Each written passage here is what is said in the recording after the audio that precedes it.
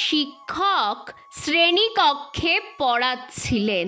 সব ছাত্ররাই শিক্ষকের পড়া খুবই মনোযোগ দিয়ে শুনছিল। শিক্ষকের জিজ্ঞাসা করা প্রতিটি প্রশ্নের উত্তর প্রতিটি ছাত্রই উৎসুকভাবে দিচ্ছিল। কিন্তু এই উৎসুক ছাত্রদের ভিড়েই একজন ছাত্র ছিল যে কিছু না বলেই চুপচাপ শুধু মাথা নিচু করে বসেছিল। প্রথম দিন শিক্ষক কিছু বললেন না। প্রথম দিন থেকেই শিক্ষক তার দিকে নজর দিতে শুরু করলেন। এভাবে প্রায় ৫-৬ দিন হয়ে গেল, কিন্তু ছাত্রটির অবস্থার কোনো রূপ পরিবর্তন শিক্ষক দেখতে পেলেন না। একদিন ক্লাসের পর শিক্ষক সেই ছাত্রটিকে অফিস রুমে ডাকলেন এবং বললেন, তোমাকে কয়েকদিন থেকেই খুব উদাস দেখছি, ক্লাসেও মন দাও না, এক জায়গায় মাথা নিচু করে চুপচাপ বসে থাকো। কি ব্যাপার বলো তো? তুমি কি পড়া কিছু বুঝতে পারছো না, নাকি তোমার কোনো সমস্যা হচ্ছে? ছাত্রটি কাঁপা কাঁপা গলায় বলল, স্যার, আমার জীবনে কিছুদিন আগে এমন কিছু ঘটনা হয়েছে যা আমি কিছুতেই মেনে নিতে পারছি না, কোনো কিছুতেই মন বসছে না।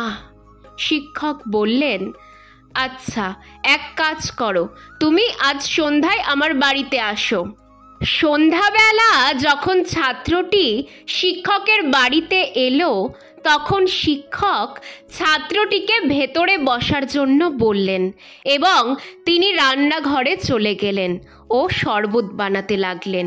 তিনি ইচ্ছা করেই ছাত্রটির গ্লাসে বেশি বেশি লবণ দিয়ে দিলেন। এরপর শরবতের গ্লাস হাতে নিয়ে বাইরে এলেন এবং একটি গ্লাস ছাত্রটিকে দিয়ে বললেন, এই নাও শরবত। ছাত্রটি হাতে শরবতটি নিয়ে যেই না শরবতের গ্লাসে এক চুমুক দিয়েছে, শরবত অতিরিক্ত লবণাক্ত থাকায় ছাত্রটির মুখে বিকৃত ভাব দেখা গেল।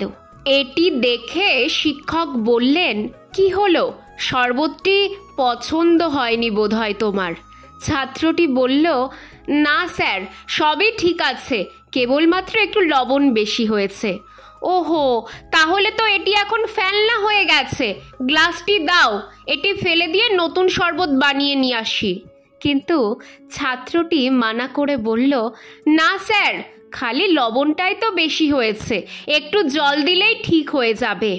এই কথাটি শোনার পর শিক্ষক গম্ভীর হয়ে বললেন, তুমি একদম ঠিক বলেছ, শরবতটাকে নষ্ট না করে তাতে কিছু জল মিশিয়ে দিলেই এটি আবার খাওয়ার উপযুক্ত হয়ে যাবে।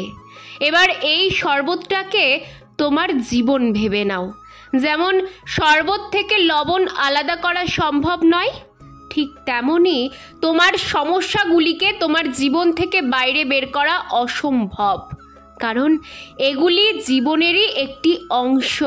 কিন্তু যেভাবে এটিতে একটু চিনি বা জল মিশিয়ে এটিকে মিষ্টি করে খাবারের উপযোগী করা যেতে পারে, ঠিক সেভাবেই তুমিও তোমার জীবনে মিষ্টি ভাব নিয়ে এসো।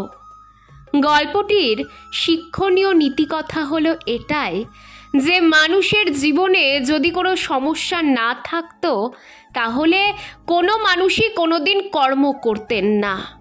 সমস্যা জীবনের অঙ্গ, সমস্যা আছে বলেই তো জীবনের এত স্বাদ। তাই অতীতে ঘটে যাওয়া কোনো ঘটনার খারাপ স্মৃতিতে নিজের মন বিসর্জন দিয়ে বেরঙ্গিনভাবে বসে থাকলে জীবনে বেঁচে থাকার আনন্দটাই চলে যাবে। আমরা চাইলেও আমাদের মন থেকে এগুলিকে দূর করতে পারবো না, কিন্তু আমরা চাইলেই ভালো কিছু দিয়ে এগুলিকে ঢেকে রাখতে পারি।